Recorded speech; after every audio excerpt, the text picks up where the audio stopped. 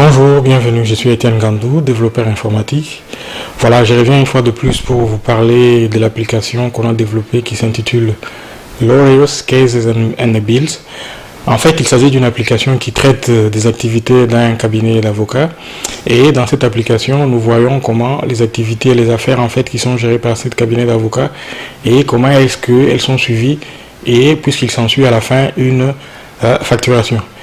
C'est une application que j'ai présentée l'année passée et la première version elle était écrite en .NET Framework 4.8 et il y a quelques temps, je pense il y a un mois et demi, je vous ai présenté la toute dernière version de l'application qui était en fait un upgrade, c'est-à-dire nous avons fait une espèce de mise à jour pour écrire l'application en tenant compte des nouvelles dépendances par rapport à l'environnement pour lequel nous l'avions développé, en l'occurrence qui est .NET 5 qu'on appelle également .NET Core, et nous avions à l'époque expliqué les raisons pour lesquelles l'application avait été réécrite pour qu'elle puisse fonctionner dans ces nouveaux environnements. C'est donc il est question aujourd'hui, c'est de la présentation d'une nouvelle interface qui va nous servir de tête de pont, et l'interface que nous allons présenter c'est une interface de type Web API. Nous allons écrire des méthodes qui vont nous permettre d'écrire des services. En fait, c'est ça les buts d'écrire ce qu'on appelle le REST API. Ce sont des services qui peuvent être consommés par d'autres applications qui fonctionnent dans d'autres environnements, puisqu'ici nous sommes dans Windows, bien que .NET ou .NET Core peut également fonctionner sur d'autres environnements comme sur Linux ou bien sur Mac. Mais le but ici c'est d'écrire des méthodes qui vont générer en sortie un contenu de type JSON, et ces contenus peut être consommés par des applications qui vont tourner par exemple sur des applications genre mobile, sur des tablettes ou bien sur des smartphones. C'est ça l'objectif principal lorsqu'on écrit ces Web API. En fait, c'est de permettre d'avoir la même expérience d'une application comme Facebook par exemple, que vous pouvez à la fois consommer sur votre ordinateur dans un navigateur comme Chrome ou bien Firefox. Il est possible aussi que vous le voyez, vous pouvez également surfer sur Facebook ou bien sur Twitter, mais sur votre tablette ou bien sur un téléphone qu'on appelle des applications de type mobile. En fait, des applications qui fonctionnent, des applications mobiles, elles consomment des services, et ces services souvent sont des types Web API, c'est-à-dire elles génèrent en sortie des fichiers de type JSON, et ce sont ces fichiers qui se présentent sous forme d'une certaine arborescence, qui vont reprendre la structure même d'une table par exemple qui serait dans une base de données avec son contenu, et les applications mobiles, qu'elles soient écrites dans Swift ou bien écrites pour ce qui concerne les applications iOS, ou bien qu'elles soient écrites en Java ou bien dans d'autres langage pour ce qui tourne sur Android, elles vont consommer ces fichiers de type JSON pour pouvoir apporter les mêmes contenus qu'on a par exemple dans un navigateur lorsque on l'utilise sur l'ordinateur. Et bien entendu, nous allons avoir la possibilité ici de réaliser les mêmes opérations qu'on fait de manière classique dans une application du type MVC qu'on a présenté, c'est-à-dire on peut faire les opérations de CRUD, créer, modifier, lire et supprimer un enregistrement. Cela est également possible, et nous allons avoir la possibilité, si nous allons le démontrer, de faire fonctionner les deux interfaces côte à côte, c'est-à-dire une interface du type MVC et l'autre interface qui est une interface Web API, et on va voir que pour une même application, nous avons en sortie deux types d'interfaces, puisque en sortie, les contenus qu'on va avoir sera strictement le même. Vous allez le voir, on va avoir un contenu qui va apparaître dans une page web, et également un contenu sous forme de fichiers JSON avec l'arborescence, et cela sera affiché comme en sortie pour l'application Web API qui utilise le protocole HTTP comme toutes les applications qui fonctionnent dans les navigateurs. Il utilise le même protocole, mais en sortie, lui, il nous donne des fichiers de type JSON qui sont consommés par d'autres applications. Vous allez voir, les deux applications vont fonctionner côte à côte, je vais les démontrer, et vous verrez que Ce qui est intéressant ici, c'est qu'on n'a pas besoin de réécrire toute l'application à partir de zéro.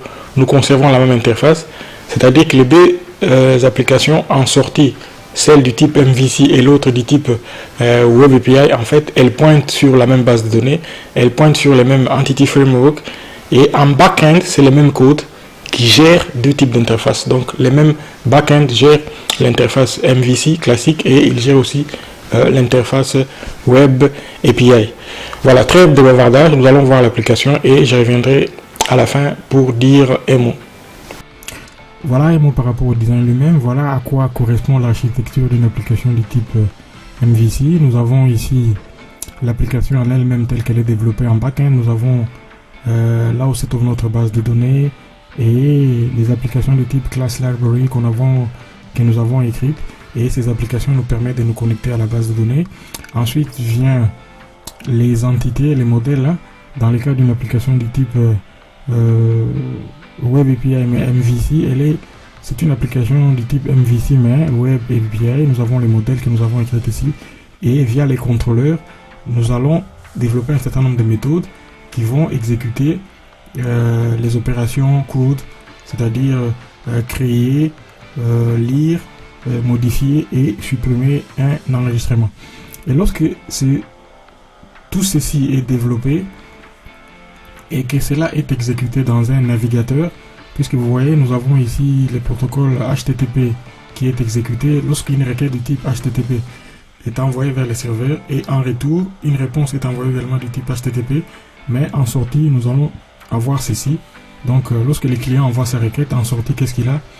Il a en sortie des données qui sont sérialisées sous la forme JSON. En l'occurrence, pour ce cas précis, c'est les données qui sont en sortie sont au format JSON. Voilà pour ce qui est de l'architecture, comment l'application va fonctionner concrètement. Elle a ici son interface qui est totalement indépendante et lorsque les requêtes sont lancées, les clients éventuellement qui peuvent être des applications du type mobile peuvent consommer les services qui sont présentés ici.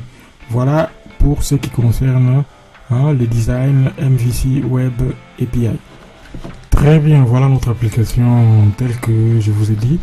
Nous avons ici des interfaces côte à côte. Nous avons l'interface que je peux appeler classique, c'est-à-dire l'interface telle qu'on l'a vue dès le départ lorsque l'application a été présentée. Nous avons c'est une interface qui tourne, qui envoie des données dans un navigateur. Et de l'autre côté, nous avons également une interface qui envoie des données dans un navigateur. Mais vous le voyez la différence ici. Nous avons un certain nombre. En fait, ici, nous utilisons un outil qui s'appelle Swagger. Swagger nous a l'avantage. On pouvait aussi utiliser Postman comme je l'avais fait avec l'application que j'avais présentée sur Warehouse Management System. Mais c'est une application du type desktop et elle n'offre pas l'avantage de présenter les deux côte à côte.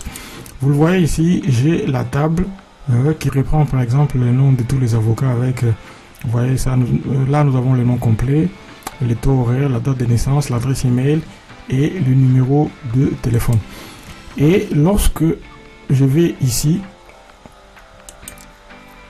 dans l'application du type MVC, et vous voyez une première chose à voir, nous avons un certain nombre de méthodes. Comme je l'ai dit, get c'est pour nous permettre de lire tous les enregistrements dans l'ensemble. Post c'est pour créer un nouvel enregistrement. Put c'est pour modifier. Et get ici ça me permet d'avoir un enregistrement par ID, c'est-à-dire d'avoir un enregistrement par rapport à sa clé de référence. Et delete bien évidemment c'est pour supprimer un enregistrement. Nous avons ici pour l'application du type MVC classique, voilà, nous avons la table ici qui nous présente l'ensemble de tous les avocats qui travaillent dans ce cabinet. Nous avons un certain nombre d'enregistrements, nous en avons au total 14 puisque j'en affiche 10 par page. Et nous allons essayer de faire la même chose ici, voir si nous pouvons retrouver les mêmes nombres d'enregistrements par rapport à ce qui concerne les avocats, si nous avons les mêmes types de données. Voilà, j'ai lancé ma requête, j'attends qu'il puisse me répondre et ça ne saurait tarder. En attendant qu'il nous réponde, vous voyez, nous avons 14 enregistrements ici. Et voilà, finalement il est là. Vous le voyez, nous avons des enregistrements qui sont classés suivant l'ordre, c'est-à-dire la clé primaire. Et dans le cas ici, le premier ID commence à 1003 et également, vous le voyez ici, nous sommes à 1003. Le nom de la personne, c'est Franck. Son deuxième nom, c'est Williamson. Et le full name, c'est Frank Williamson. Les taux horaires, c'est 20 €. Et la date de naissance, on les voit, c'est le 18 mars 2001. Vous voyez, 18 mars 2001 également ici. Et la qualification, bon, ici c'est un certain nombre de données du type enum, hein, ce sont des types enum, et je m'arrange dans les codes pour pouvoir arriver à un affichage un peu différent. Mais dans l'ensemble, on le voit bien qu'il s'agit du même type de données. Nous avons un enregistrement, normalement comme on aurait un enregistrement dans une table, hein, avec la clé primaire qui est celle-là, et un autre ensemble de données. Nous avons la date de création, la date de modification, le prénom, les taux horaires, la date de naissance, la qualification, la spécialité, l'adresse email et le numéro de téléphone. Et nous avons un ensemble d'enregistrements, comme vous le voyez, nous en avons jusqu'à 2014. On va voir si nous avons la même chose également ici. Voilà, nous avons les derniers enregistrements A pour ID, la clé primaire c'est 2014. Là, pas de doute, nous sommes sûrs que nous avons affaire à une même application. C'est-à-dire nous avons affaire à deux types d'interfaces qui pointent vers une même base de données et pour laquelle nous avons les données qui sont strictement les mêmes mais qui sont affichées d'une manière différente en raison de l'interface que nous avons créée en sortie. Et ce qui est intéressant ici, c'est que les données que nous avons se présentent sous forme d'une arborescence, et cette arborescence a du sens parce qu'elle correspond à ce qu'on aurait dans une table par exemple. Et supposons par exemple que nous voulons avoir les informations concernant uniquement un... je vais prendre celui-là par exemple, 1007.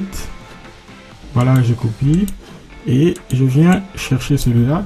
C'est-à-dire, je vais chercher à afficher uniquement les informations de l'avocat dont le ID est 1017. En l'occurrence, ici, il s'agit de Franck Lombo.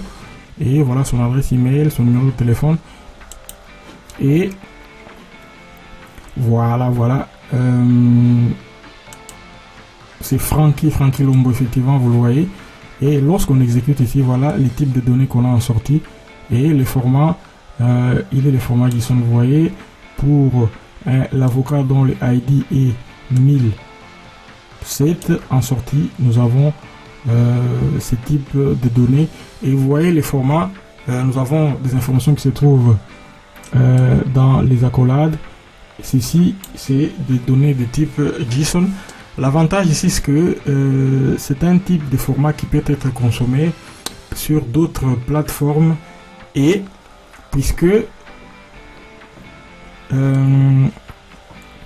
la requête qui est lancée correspond à peu près à ceci. Vous voyez, c'est une requête du type HTTP et nous allons chercher les informations sur la requête tout aussi du type HTTP et la réponse qu'on reçoit. Et voilà, nous allons chercher l'avocat dont le ID correspond à 1007.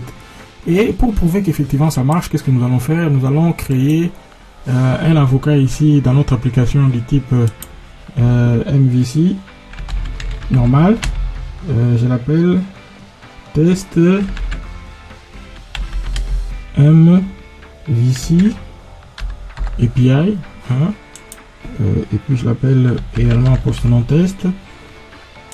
Date de naissance, je prends 2 juin 2000, qualification junior associate, spécialité, bankruptcy, adresse email je mets mail,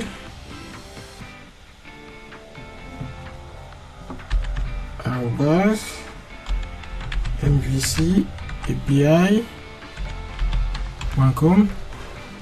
numéro de téléphone 1, 2, 3, voilà, on met n'importe quoi. Les taux horaires, je mets 1250. J'enregistre. Voilà, l'application, l'enregistrement est créé. On le voit, il est là. Hein. Nous venons de créer test MVC API. Test, nous l'avons créé. Voilà la date de naissance. 2 juin 2022. Ben, son ID c'est 2015. Nous allons le chercher ici. Nous allons le chercher pour voir si exactement il a été créé. 2015, je vais le chercher. Voilà.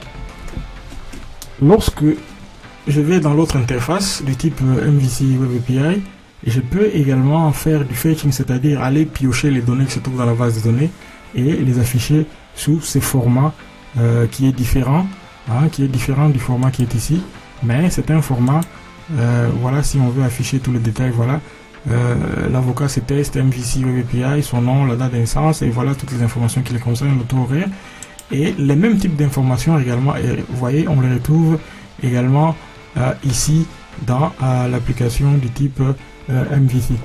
Et on peut inversement, je vais prendre cet enregistrement, je vais le prendre tel qu'il est, et je vais faire une modification. Je vais faire une modification. Donc, qu'est-ce que je fais? Voilà. Les ID restent le même. Et qu'est-ce que je vais changer? Je vais changer last name. Je vais ajouter last name, ce sera test modif. Test modif. Voilà, j'exécute.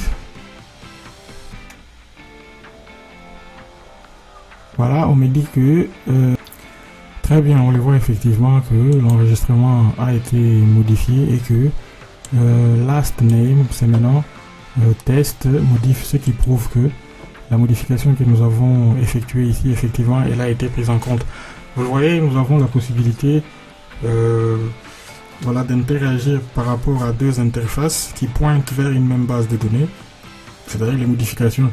C'est ce qui montre la possibilité qu'on a lorsque vous êtes sur Facebook.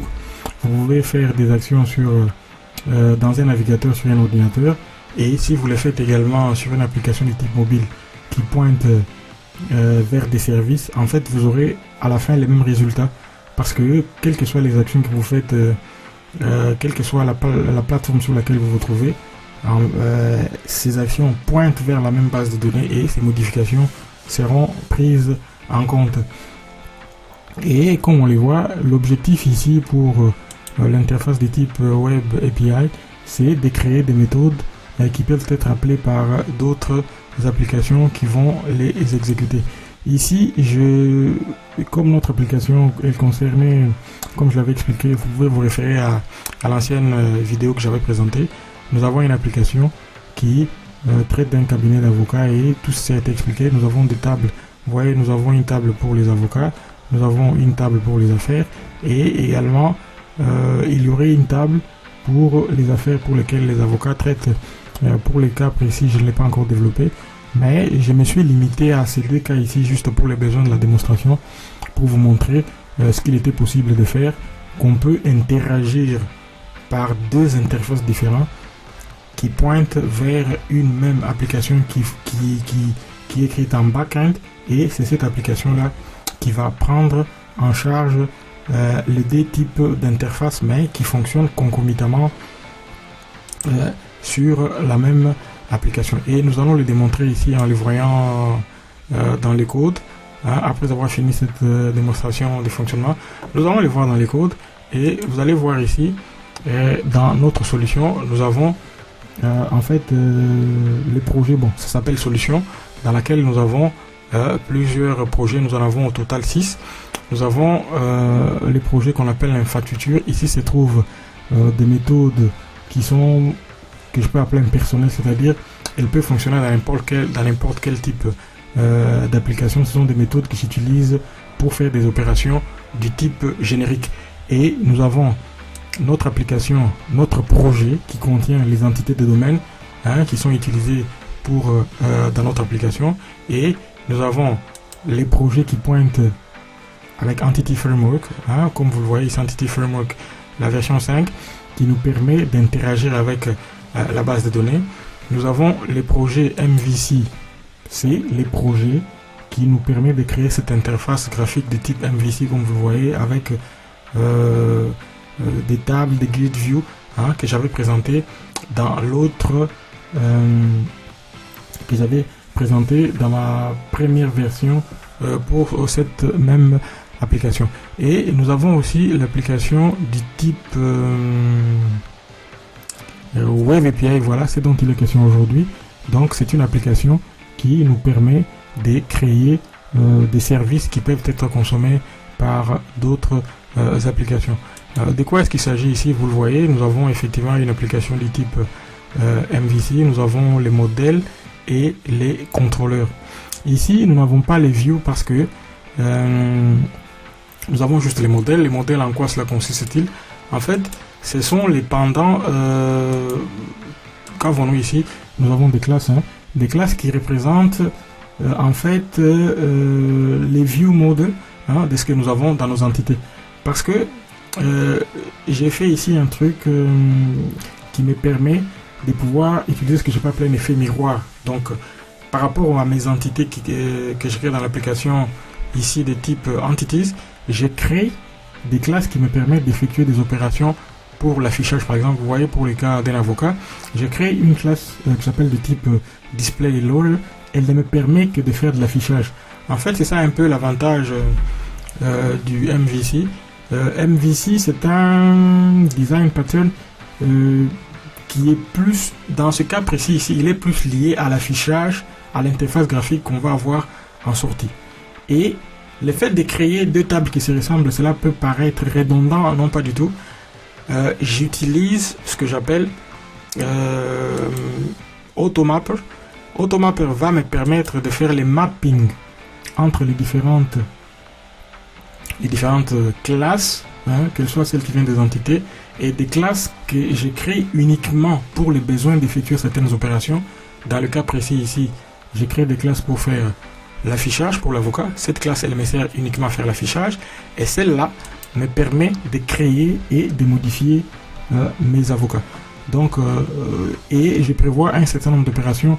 Ici, par exemple, lorsque je crée ou je modifie un objet, je peux effectuer des opérations de validation.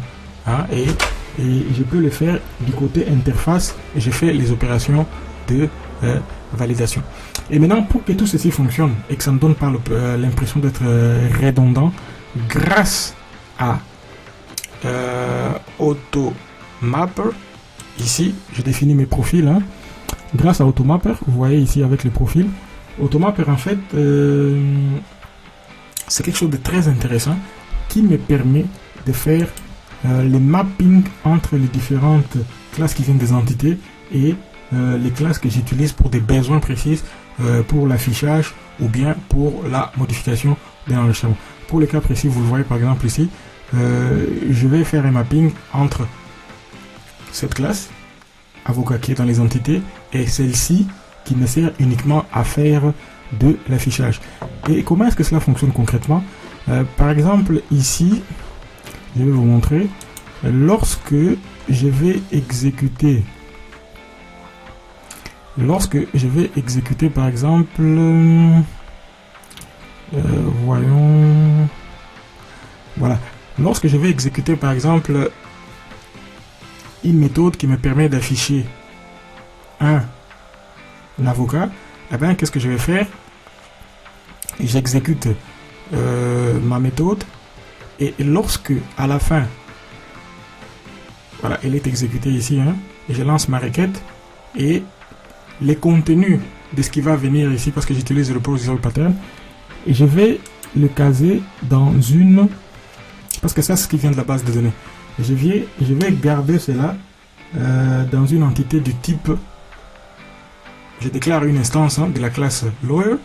Et puis, qu'est-ce que je vais faire à la fin? Lorsque j'ai obtenu ceci, je vais également... Qu'est-ce que je vais faire? Je vais prendre les contenus qui viennent de la base de données et je vais le mapper dans la classe qui me sert à faire l'affichage qui est display lower. Donc, en fait, ceci est très important. Ça me permet de protéger aussi mes entités lorsque, par exemple, comme ça, l'application ne peut pas être l'objet d'une attaque externe, parce que le fait de faire du mapping, ça me permet de créer une couche supplémentaire qui me permet de protéger mes entités de domaine qui sont très importantes, parce que ce sont en fait qui sont en réalité, ce sont ces entités-là qui sont en contact avec les données, avec Entity Framework, avec la base de données. Les classes qu'on retrouve dans les projets de type MVC, du type par exemple display ou bien create and edit lawyer, elles ne me servent que d'intermédiaire. C'est une couche supplémentaire que j'ai créée. Je vois souvent sur internet dans plusieurs projets, quelques personnes le font, mais certaines ne le font pas. Pour moi, je considère que c'est fondamental parce qu'il est important de créer cette couche qui sert de buffer, qui sert comme une zone tampon qui permet de protéger l'application contre d'éventuelles attaques qui peuvent venir comme on le sait bien sur internet. Mais bon, pour certains trouvent que effectivement c'est beaucoup de travail parce qu'il faut écrire encore beaucoup de code. Mais moi je considère que c'est très important et je le fais toujours. J'utilise Automapper pour me permettre de pouvoir protéger les entités de domaine d'éventuelles attaques qui peuvent venir de l'extérieur. Pour le reste, nous restons dans un contexte qui ressemble à tout point à une application du type MVC qu'on aurait ici par exemple. Vous le voyez, nous avons ici, à la différence, nous avons les views. Les views, c'est ce qui nous permet d'afficher l'interface graphique qu'on va utiliser. Mais pour MVC, nous n'en avons pas besoin parce que, en fait, à chaque fois que nous allons lancer une requête, les informations, ce qu'il va générer, donc ce sont des données du type JSON qu'il va afficher et voilà, c'est cela qui est affiché et comme nous l'avons démontré avec les deux applications qui tournent côte à côte. Pour finir un mot par rapport à l'architecture, comme vous le voyez, dans une même solution, nous en sommes maintenant à 6 projets. Les trois qui sont en bas ici, infrastructure, entité et entity et data, entity framework, ce sont des projets de type class library qui nous servent à créer les conditions de dépendance pour nos applications de type interface qu'on va développer ici, qu'on a développé en l'occurrence MVC, du type MVC qu'on a vu, et puis même pour l'application qui va servir de pont entre ce que nous avons écrit ici et ce qui sera la fin, comme vous le voyez, dont je suis déjà occupé. Donc la prochaine application qu'on va écrire, elle est du type Blazor Web Assembly. Donc voilà, ce sera l'application qui va clôturer ce dont il est question ici par rapport à notre application Lawyer Cases and Bills. Voilà à peu près de quoi il s'agit. Et c'est toujours très bien de voir que lorsqu'on a une architecture qui est solide comme la mienne ici, on n'a pas besoin de réécrire l'application à partir de zéro. Nous conservons les mêmes dépendances en backend, c'est-à-dire infrastructure, entities et data entity framework, et tout ce qu'on a écrit en backend va nous aider à développer différentes possibilités par rapport à l'interface graphique qu'on va générer. Donc pas besoin de réécrire complètement l'application. Nous avons déjà notre base en back-end et tout ce qu'on a à faire, c'est de choisir ce dont on a besoin pour soit aller dans différentes directions par rapport à l'interface graphique qu'on va choisir. L'application peut être écrite en React, Angular, n'importe quel. Mais ce qui reste derrière, les fonds restent strictement les mêmes. C'est ça l'avantage d'avoir une architecture solide comme nous l'avons mise en place ici. Voilà un peu de quoi il s'agit. Et la prochaine étape, bien évidemment, sera notre application du type Blazor Web Assembly. Voilà, nous avons vu l'expérience telle qu'elle se déroule dans cette étape de transition avec l'application du type Web API que nous avons développée et qui va nous servir de tête de pont pour aller vers la prochaine application que nous allons écrire qui sera du type Blazor Web Assembly. Donc c'est un format en sortie qui est très intéressant dont on dit beaucoup de bien et c'est-à-dire qu'il est possible d'écrire du code C# qui va tourner dans un navigateur. Et vous vous souvenez, pour l'application que j'avais écrite, Warehouse Management System, et j'avais également développé une application du type Web API qui nous avait servi de tête de pont. Et à l'époque, j'avais plutôt écrit une application pour consommer les services. C'était plutôt avec Angular que je l'avais fait, avec TypeScript. Pour ce cas-ci, nous verrons ce qui fera l'objet de notre prochaine vidéo. Nous parlerons de l'application qui va être développée avec Blazor Web Assembly. Voilà, nous allons rester strictement dans .NET et vous verrez que ça sera pratiquement l'étape qui va clôturer tous ces cheminements. Nous avons commencé par .NET Framework, .NET Core, l'application du type MVC, et nous venons de présenter maintenant l'étape de transition, c'est-à-dire l'application Web API qui crée les services qui peuvent être consommés par n'importe quelle autre plateforme. Et pour les cas spécifiques, ici nous avons choisi, donc j'ai choisi d'écrire ce qui sera la dernière application de cette série. Elle sera du type Blazor Web Assembly et qui va consommer des services que nous avons présentés aujourd'hui. Et qu'est-ce que nous ferons en fait? Nous construirons un autre type d'interface graphique qui va ressembler peut-être à celui qui à l'interface MVC, mais qui a aussi sa manière. L'avantage qu'il a, c'est que les codes en lui-même, il est uniquement consommé via un navigateur. On en dit beaucoup de bien et on va faire cela et nous allons consommer nos services que nous avons présentés aujourd'hui. Nous allons les consommer dans notre application du type Blazor Web Assembly. Voilà, une fois de plus, moi j'ai eu beaucoup de plaisir à développer cette application et comme je le dis toujours, j'attends de vous un feedback, un retour. Cela me fera beaucoup de plaisir et cela m'encourage énormément à voir que nous pouvons échanger avec vous. Voilà, d'ici là je vous dis au revoir et à la prochaine.